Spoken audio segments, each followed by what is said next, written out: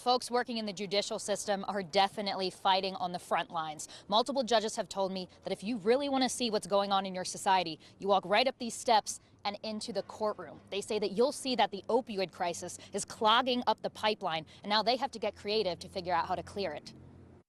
It's powerful. You know it's wrong, and you know what you need to do, but it's hard. It takes over your mind. 27-year-old Sherry Eskridge has been battling her heroin addiction for nearly 10 years. But just this year I got arrested for possession of heroin.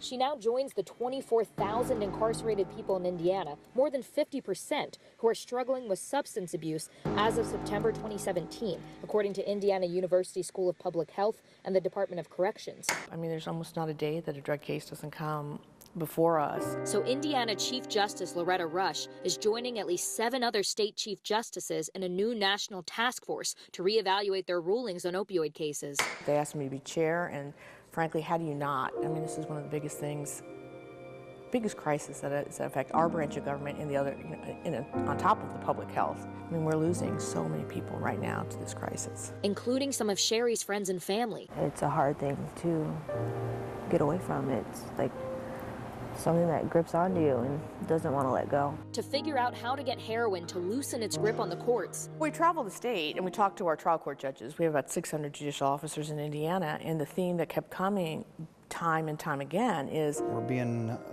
overwhelmed with substance abuse cases. Stark County Circuit Court Judge Kim Hall has been working in the judicial system, prosecuting and presiding for over 30 years. People who I started with prosecuting, they were 25, and now they're in their 50s and they're still here in our jail. So we can't continue to do what we've been doing and expect results to be any different. In fact, he says 3 out of every 4 cases that come through his courtroom are drug-related. 10 years ago, it was 1 in 3. So what we have going on is the legal system analyzing their legal rights and spending a lot of our resources in that field when really they're using every day. Yeah, I did a sick thing the whole time that I was on the pretrial home detention. And unfortunately, often they'll get another charge in 30 days or 90 days because they feel, well, I can use until my case is over. I got arrested here April 20th, and then I got out 7 days later on pretrial home detention. I think about 12 days later, I got arrested in Marshall County for theft at Walmart.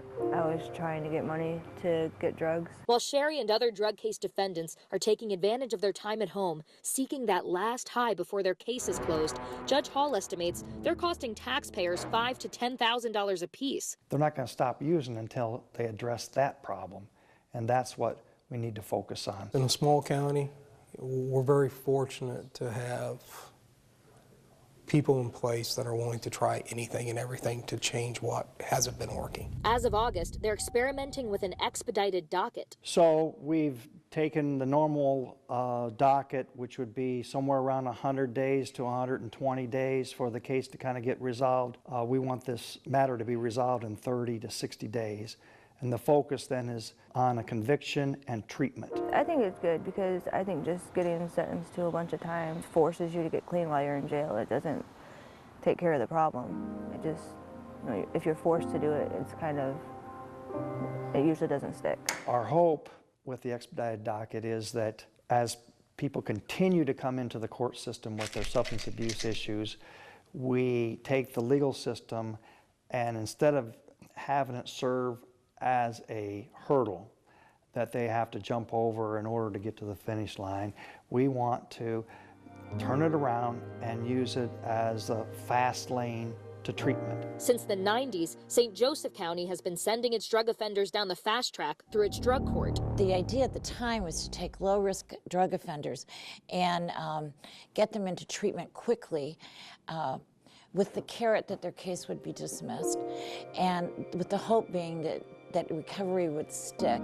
But St. Joseph County Superior Court Judge Jane Miller says opioids have forced them to change their MO in the last 5 years. It's been a huge explosion in the number of people who come into our program. suffering from opioid addiction. Now, 55 of the 90 people that are in our drug court identify opiates as their drug of choice. When you're dealing with opiate addiction, particularly when you're dealing with heroin addiction, in a very immediate way you are dealing with a life and death situation, in an immediate way that you don't experience necessarily with other forms of addiction. A heroin addict can fairly easily die with a needle in their arm where there's no chance to revive them. You know, you want to get clean and you want to be done with it, but it's a very powerful thing, you know. You don't want to get sick and you're scared of the change, really. So Judge Miller says they started considering other options besides forcing addicts to quit cold turkey. So now we have, I would say, half a dozen to a dozen people in our program that are using Suboxone. We have a couple people that are using methadone as well. Others receive the Vivitrol shot. All of these routes are at least partially funded by the Recovery Works program enacted by the state in 2015, once government leaders really began to actually see the faces of addiction. Some are their colleagues. I'm a recovering alcoholic, and I've been sober for quite a while. More than 2 decades. I had some issues myself with the legal system and some beverage. Stark County Public Defender Wendell Goad is also a recovering alcoholic, now sober for almost 9 years. It means a lot to me to be able to be a part of this, and to be a part of this process that permits people to get clean and sober, just as people were part of the process that permitted me to get clean and sober. Being down their road like I was at that time, you know, I can get their attention.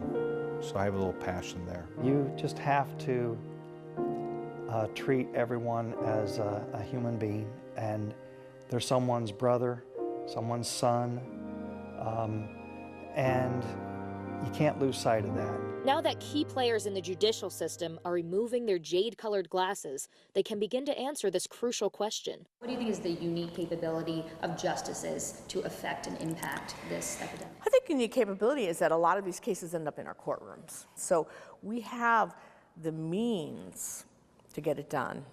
But let's make sure that we're doing it right. So that addicts coming into the system share Sherry's thoughts when they get out. You know, before, when I got clean, I still had that thought, like, I'll be able to use again, you know, and now I don't even have that desire because I'm just sick of all the chaos that's caused my life. It's just time to stop. Sherry is currently going to the health center Porter Stark Services for intensive outpatient program classes. Now, when this new National Judicial Task Force that you just heard about meets for the first time in D.C. on November 13th, they'll be discussing, among many other things, how to better integrate treatment programs like Sherry's into the court system. Now, of course, a huge part of the court system is the jails. So if you want to hear from an inmate himself who is currently serving time for drug-related charges, tune in next Thursday to Addicted America. I'm live in South Bend. Jess Arnold, ABC 57 News.